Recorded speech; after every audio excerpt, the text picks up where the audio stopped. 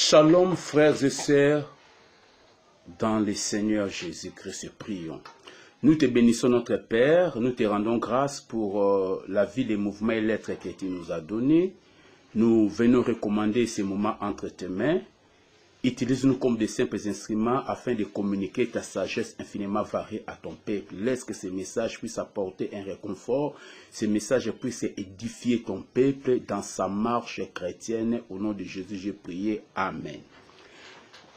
Bien-aimés dans le Seigneur, nous aimerons partager avec vous en ce jour, en cette semaine pascale, nous aimerons parler de Jésus-Christ, sacrifice et sacrificateur. Lorsque la notion d'expiation tourne autour de deux concepts. La notion d'expiation tourne autour de deux choses. Selon Hébreux chapitre 8, verset 3, la notion d'expiation tourne autour du sacrifice et du sacrificateur. Alors, vous comprenez dans les cultes mosaïques, il y avait un sacrificateur, il y avait aussi un sacrifice. Les sacrifices et les sacrificateurs étaient différents. Les sacrifices, c'est ce que l'on apporte à Dieu pour l'expiation des péchés. Et les sacrifices ne s'apportaient pas de lui-même, mais il fallait qu'il y ait un serviteur de Dieu qu'on appelait sacrificateur ou souverain sacrificateur qui pouvait apporter les sacrifices dans la présence de Dieu. Mais ce qui est différent avec Jésus, parce que Jésus-Christ n'est pas un sacrificateur selon l'ordre d'Aaron, parce que lui, il n'était pas de la tribu de Lévi, parce que ceux qui pouvaient travailler dans l'ordre, les sacerdoces d'ordre d'Aaron, devaient être de la famille de Lévi, alors que Jésus était de la tribu de Juda. Donc, ce qui veut dire que Jésus était déjà exclu à officier dans les tabernacles et plutôt dans la sacrificature d'ordre d'Aaron. Alors, Jésus-Christ est un souverain sacrificateur,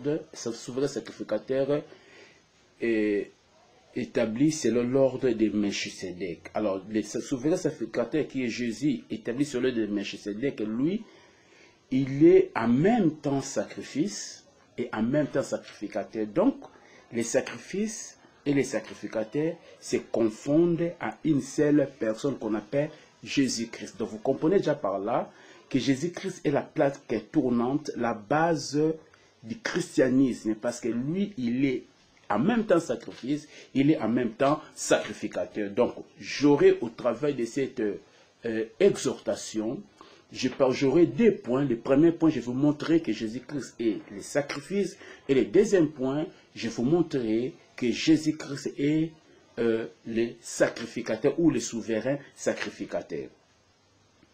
Alors, premièrement, si nous allons dans Jean chapitre 1, le verset 29, la Bible dit, voici Jean qui dit, voici l'agneau, il présente Jésus, il dit, voici l'agneau de Dieu qui ôte le péché du monde. Bien-aimé dans le Seigneur, Jésus-Christ a été présenté par Jean, son précurseur, a été présenté par Jean comme étant l'agneau de Dieu qui ôte les péchés du monde. Lorsqu'on présente Jésus comme agneau, Jean, quand il voit, il ne le présente pas comme un homme, mais il le présente comme un agneau. C'est-à-dire, il voyait en Jésus-Christ la dimension des sacrifices venus dans la dimension des sacrifices que Dieu allait agréer. Il dit, voici l'agneau de Dieu. Il l'a présenté, voici l'agneau de Dieu. Vous imaginez pendant que Jean-Baptiste a présenté Jésus comme étant l'agneau de Dieu, combien d'agneaux étaient en train d'être immolés dans les tabernacles ou dans les temples? Il y avait combien d'agneaux? Mais ces agneaux-là, c'était les agneaux des hommes.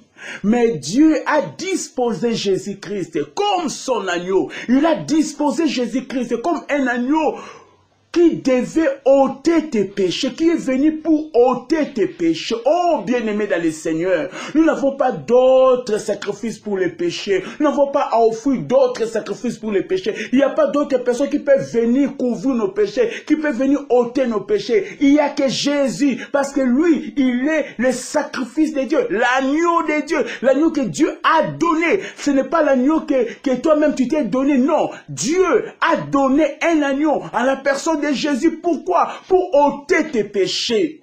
Oui, Jésus-Christ est l'agneau de Dieu qui ôte les péchés du monde. Lui, il ôte, il ne couvre pas, mais c'est un agneau qui a la capacité d'ôter les péchés, d'enlever les péchés, de purifier les péchés, de ne pas laisser des traces des péchés. Voici l'agneau de Dieu. Jésus est l'agneau de Dieu qui ôte tes péchés. Je suis venu te dire, quel que soit ce que tu as fait dans le passé, quel que soit ce que tu es en train de faire maintenant, oh bien-aimé, il y a un agneau que Dieu a donné pour toi. Il y a un agneau que Dieu avait réservé depuis les temps anciens, depuis les temps de l'éternité, et Dieu l'avait réservé pour toi, mon frère, pour toi, ma sœur. Jésus-Christ, c'est l'agneau de Dieu qui ôte les péchés. Il est agneau de Dieu parce qu'il est venu pour se donner en rançon comme sacrifice. Deuxièmement, bien-aimé, Galates, chapitre 3, Galates chapitre 1, le verset 4, la Bible dit, qui s'est donné lui-même pour nos péchés, afin de nous arracher du siècle présent, du siècle mauvais, sur la volonté de notre Dieu et Père. Jésus-Christ, selon ce passage, Jésus-Christ bien-aimé, s'est donné lui-même pour nos péchés. Jésus ne s'est pas retenu. Personne n'a forcé Jésus-Christ à se donner pour nous. Non, bien-aimé, c'est un acte volontaire. Il a consenti, il a accepté, il a voulu lui-même se donner pour toi. Il s'est donné en sacrifice pour nos péchés. Jésus-Christ n'a pas péché. Jésus-Christ n'a rien fait de mal. S'il était mort, il est mort en sacrifice. Il est mort à notre place. Il est mort pour donner à Dieu le meilleur sacrifice qui puisse exister, afin que l'homme soit sauvé. Il s'est donné à notre Père. Il s'est donné en sacrifice. Jésus-Christ est l'offrande. Dans Hébreux chapitre 10, le verset 10, Hébreux chapitre 10, le verset 10, la Bible dit, c'est en vertu de cette volonté que nous sommes sanctifiés par l'offrande du corps de Jésus-Christ une fois pour toutes. Oui, le corps de Jésus-Christ, c'est une offrande. Jésus s'est offert à Dieu. Et le corps de Jésus, bien-aimé, c'est l'offrande que Dieu a agréée. C'est l'offrande qui a fait plaisir à Dieu. C'est l'offrande que Dieu s'est empressé d'agréer parce que c'est un homme parfait. Oui, bien-aimé dans le Seigneur, il s'est donné lui-même. Il s'est donné pour mes péchés. Il s'est donné pour tes péchés. Il s'est donné pour que rien ne puisse mettre des barrières entre toi et Dieu, entre moi et Dieu. Troisièmement, oh bien-aimé, le sacrifice de Jésus est efficace. Le sacrifice de Jésus est efficace. Écoutez, plusieurs agneaux avaient été donnés. Mes excuses. Plusieurs agneaux, depuis l'érection du tabernacle de Moïse, jusqu'à l'érection de plusieurs temples, de 3 différents temples. La Bible dit qu'il y avait un service, qu'il y avait toujours des services, des sacrifices où les gens venaient avec les animaux, afin que l'on fasse l'expiation de leurs péchés. Mais écoute-moi, mon frère, ma soeur, malgré tous ces sacrifices-là que l'on offrait, les sangs des animaux, les sangs des bêtes ne pouvaient pas ôter les péchés.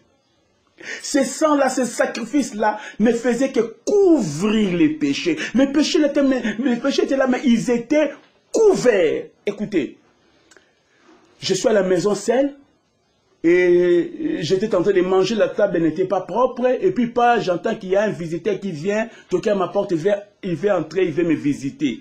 Je n'ai pas le temps d'arranger la table, je peux juste aller, je prends une nappe neuve, je viens, je couvre la table. Le visiteur qui vient ne sait pas que sous la nappe, la table est sale. Mais moi-même, je sais, ma conscience sait, alléluia. Ma conscience sait que cette table-là est sale. Pourquoi donc? Je n'ai pas ôté la saleté, mais j'ai couvert. Mais moi-même dans ma conscience, je sais que ma table est sale. Mais l'invité ne sait pas. Alléluia. Bien aimé, vous comprenez. Le sang des animaux, le sacrifice animal n'enlevait pas les péchés, mais ne faisait que couvrir les péchés. Voilà pourquoi la Bible dit, quand l'adorateur s'approchait de Dieu, il se souvenait de ses péchés, parce que sa conscience les savait bien. Mais avec Jésus-Christ, avec le sacrifice de Jésus-Christ, Dieu ne couvre pas les péchés. Le sacrifice de Jésus ne couvre pas les péchés, mais le sacrifice de Jésus ôte les péchés, enlève les péchés. Il est tellement efficace pour ôter les péchés. Il est tellement efficace pour enlever l'iniquité. Oh bien-aimé dans le Seigneur, le sacrifice de Jésus est puissant. Très puissant. Capable d'enlever, d'ôter les péchés. Oh mon frère, ma soeur, Jésus, si Dieu ne pouvait pas, les sacrifices des animaux, ne pouvait pas enlever les péchés, parce qu'un animal ne pouvait pas remplacer un homme. Un animal ne peut pas prendre la place d'un homme, ça ne va pas. Voilà pourquoi les sangs des animaux ne pouvaient pas ôter les péchés, ne pouvaient qu'apaiser la colère de Dieu, mais ça n'ôtait pas les péchés. Mais Jésus-Christ est venu comme second Adam. L'homme est parfait. L'homme qui n'a pas commis de péché, l'homme qui n'a pas commis d'iniquité, l'homme qui a fait la volonté parfaite de Dieu. Il est venu comme un second Adam. Le premier Adam ayant échoué au jardin d'Éden. Jésus-Christ n'avait pas le sang d'Adam. Jésus-Christ ne reçut pas la base génétique d'Adam. Jésus-Christ vint de Dieu. Dieu a déposé la sémence à Marie. Il a déposé la sémence à Marie. Et Marie a conçu Jésus. Oh, Marie a enfanté Jésus. Bien-aimé dans le Seigneur, voilà pourquoi les sacrifices de Jésus,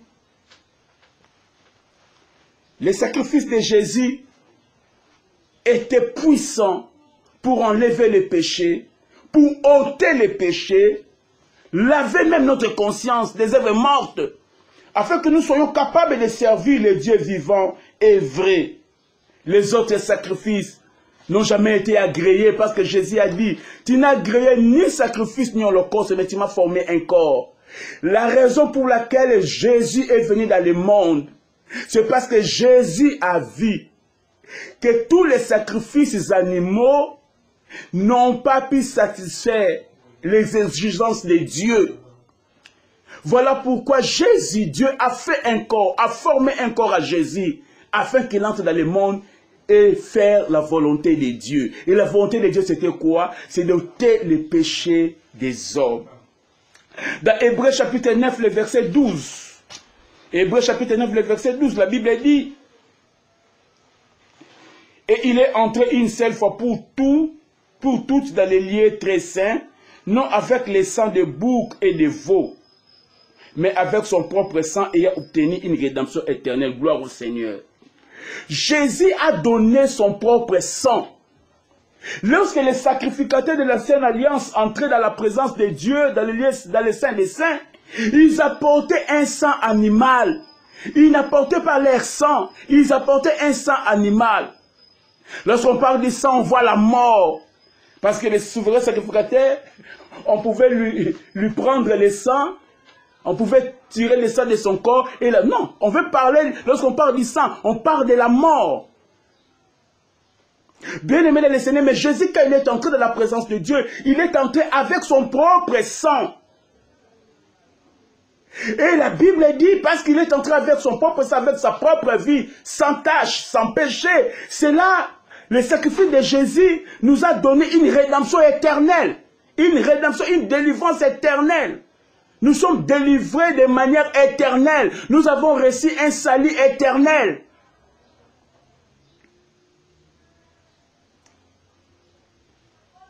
Bien-aimé, Jésus s'est donné en sacrifice pour toi et moi. Quatrièmement, L'offrande de Christ a amené à la perfection tous ceux qui sont sanctifiés. L'offrande de Jésus, alléluia, nous a amené à la perfection devant Dieu. Je n'ai plus rien d'autre à faire, si ce n'est que m'approprier de l'œuvre de Christ à la croix. Je suis sauvé. Il m'a donné, bien-aimé dans le Seigneur, un salut éternel. Il m'a amené à la perfection. Il m'a sanctifié. L'offrande de Jésus est puissant. Oh, bien-aimé dans le Seigneur, je m'appuie sur l'offrande de Jésus. Du début jusqu'à la fin, je n'ai pas d'autres offrandes à donner. Mon offrande, bien-aimé, c'est ce que Jésus a donné. Quant à ce qui concerne l'expiation, quant à ce qui concerne la rédemption, quant à ce qui concerne le salut, je n'ai pas d'autres offrandes à donner. Ce n'est que l'offrande de Jésus qui vaut tout pour moi. Bien aimé, il n'était pas simplement offrande, il n'était pas simplement sacrifice, mais Jésus était aussi le souverain sacrificateur.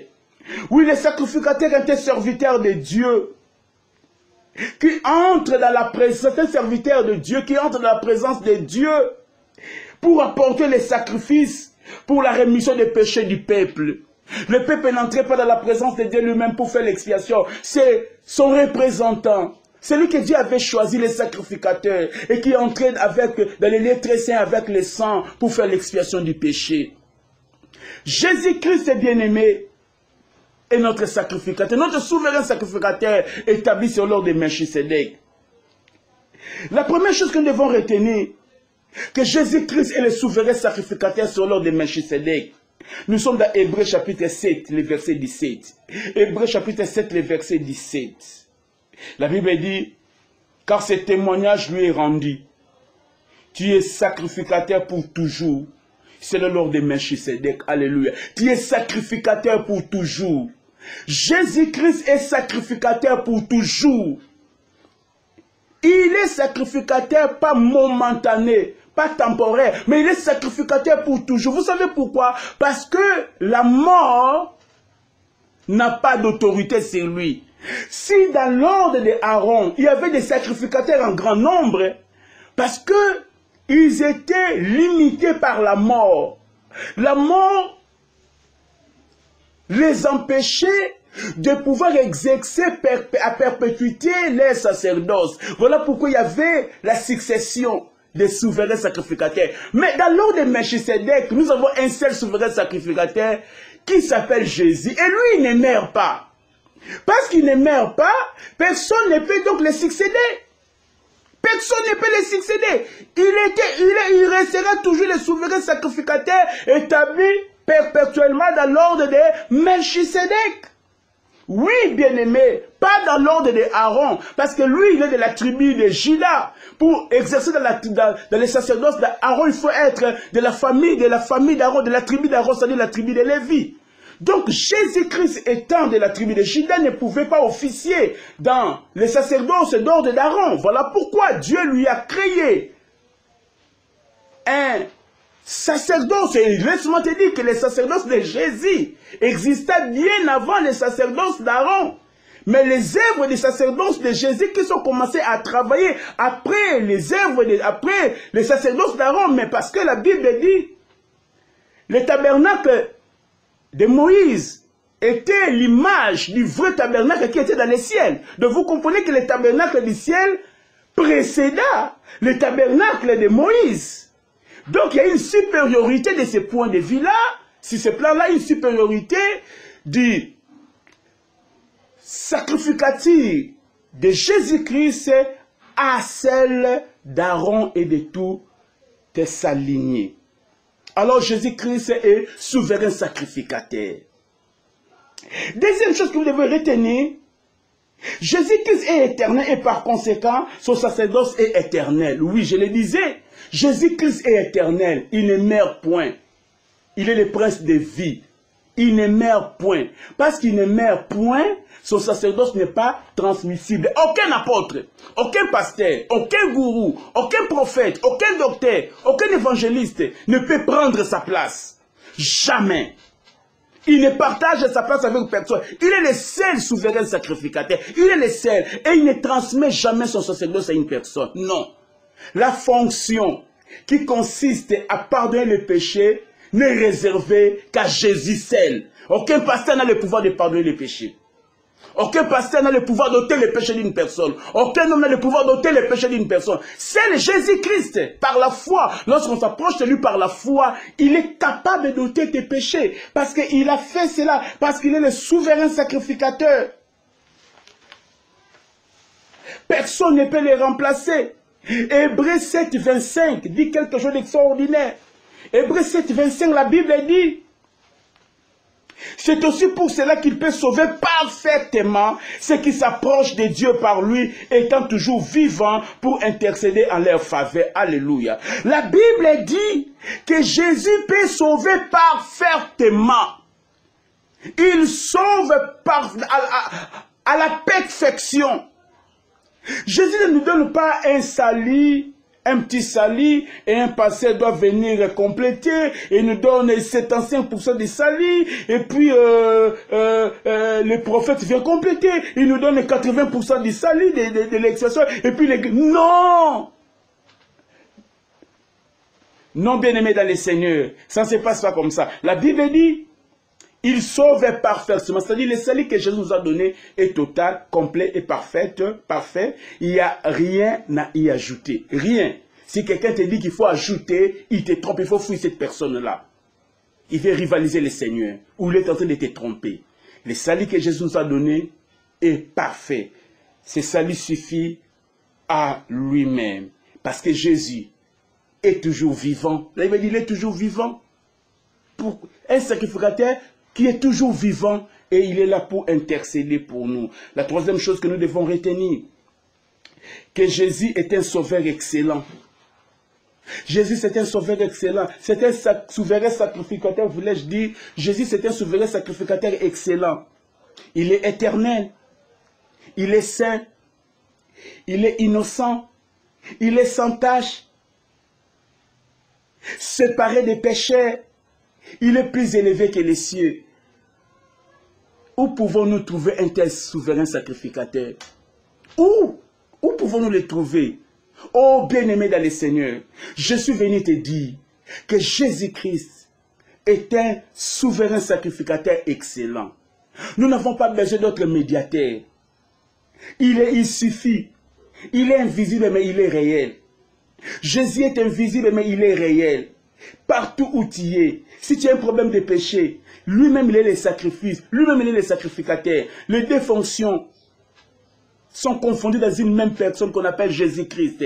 Il peut le faire pour toi. Quatrièmement, son office est dans les ciels. Hébreux chapitre 9, nous pouvons lire tout ça. Hébreux chapitre 9, lisons verset 11. Hébreux 9, lisons verset 11. Verset 11 dit ceci: mais Christ est venu comme souverain sacrificateur des biens à venir. Il a traversé le tabernacle plus grand et plus parfait, qui n'est pas construit de mains d'homme, c'est-à-dire qui n'est pas de cette création. Vous voyez que le Fils de Jésus est dans les ciels. Alléluia. Le Fils de Jésus-Christ est dans les ciels. La Bible dit, lui, il n'est pas entré dans le tabernacle de Moïse. Mais lui, il est entré dans le tabernacle du ciel pour offrir son sang. Il n'a pas offert son sang dans un tabernacle terrestre. Il a offert son sang dans un tabernacle céleste. Dans le ciel, même le verset 24 dit, le verset 24 qui dit, car Christ n'est pas entré dans un sanctuaire fait de mains d'hommes. Il n'est pas entré dans un sanctuaire fait de mains d'hommes. Ok. En imitation du véritable, mais il est entré dans le ciel même, alléluia, afin de comparaître maintenant pour nous devant la face de Dieu. Donc la Bible dit que Christ, avec son sang, est entré dans le ciel. Regardez bien, oui, Christ est vraiment entré dans le ciel avec son sang. Oh, alléluia. Regardez, si nous sommes dans Jean, regardez quelque chose lors de la résurrection de Christ. Et regarde ce qui s'est passé. Jésus-Christ est mort, il est enterré, et le troisième jour, les femmes viennent, ils découvrent que Jésus-Christ était ressuscité. Nous sommes dans Jean chapitre 20, le verset 17. Qu'est-ce qui se passe?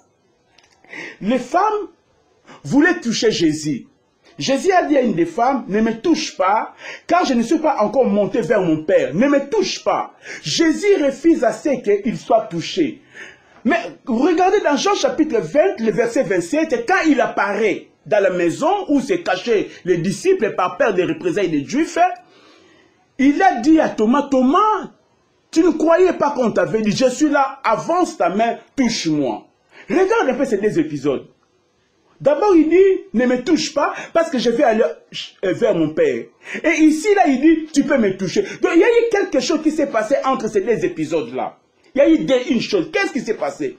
Bien aimé, quand Jésus dit, ne me touchez pas, je dois aller vers mon Père, c'est-à-dire, en ce moment-là, Jésus devait monter au ciel sur le plan spirituel avec le sang. Parce qu'on ne pouvait pas les toucher, sinon la femme allait les essuyer. Parce qu'un sacrificateur, en fonction, quand il se porte ses vêtements, tant qu'il n'a pas encore terminé son travail, on ne peut pas toucher ses vêtements, sinon on va les essuyer. Et Jésus-Christ venait de ressusciter, il a fait les sacrifices, il venait de ressusciter, maintenant il devait apporter le sang dans le tabernacle céleste afin de recevoir l'expiation de nos péchés. Alors maintenant que Jésus n'était pas encore monté, il ne pouvait pas accepter que la femme puisse les toucher. Parce que lorsqu'un souverain sacrificateur termine son travail, il enlève les vêtements, il se lave, c'est à ce moment-là qu'on peut les toucher. Le fait que Jésus refusa ce qu'on puisse les toucher, c'est parce qu'il n'était pas encore monté, parce qu'il devait apporter son sang dans le tabernacle céleste. Parce que lui, son office, ce n'est pas sur la terre, mais son office, c'est dans la présence de Dieu, là au ciel. Et Jésus-Christ monta avec au ciel, avec son sang. Il le présenta à Dieu. Dieu l'agréa. Et c'est à ce moment-là, après que Dieu l'ait agréé, après qu'il a terminé à présenter le sang dans le tabernacle céleste, qu'il pouvait dire maintenant à Thomas, l'incrédule, de pouvoir les toucher. Laisse-moi te dire, bien-aimé dans le Seigneur, nous sommes errés. Être chrétien, c'est avoir fait un meilleur choix dans la vie. Oh, bien-aimé, je n'ai pas de sacrifice à donner. Jésus-Christ est mon sacrifice parfait. Et il est le sacrifice que Dieu a agréé pour mes péchés. Sans Jésus, je ne sais pas où serais-je. Et bien aimé, je n'ai qu'un seul sacrificateur, un seul médiateur. Et c'est encore Jésus le médiateur, bien aimé dans le Seigneur. Oh cet homme de Jésus, je l'aime. Tu dois l'aimer, tu dois être attaché à lui. Cet enseignement, cette exhortation devait être un sujet de louange, un sujet d'adoration. Ça te permet de connaître encore les dimensions de ton Seigneur. Oui, Jésus est bon. Oui, Jésus est merveilleux. Oui, en ce moment de la Pâque, je dois savoir une chose. Mon sacrifice, c'est Jésus.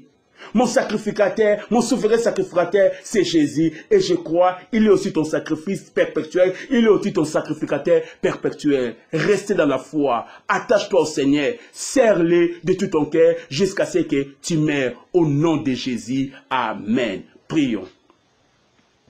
Tendre Père, nous te bénissons, nous te rendons grâce pour l'enseignement que tu nous as donné. Tu nous as montré que Jésus-Christ est notre sacrifice.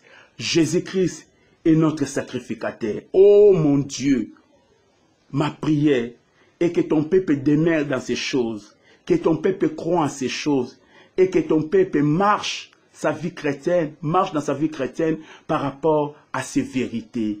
Au nom de Jésus, j'ai prié. Amen.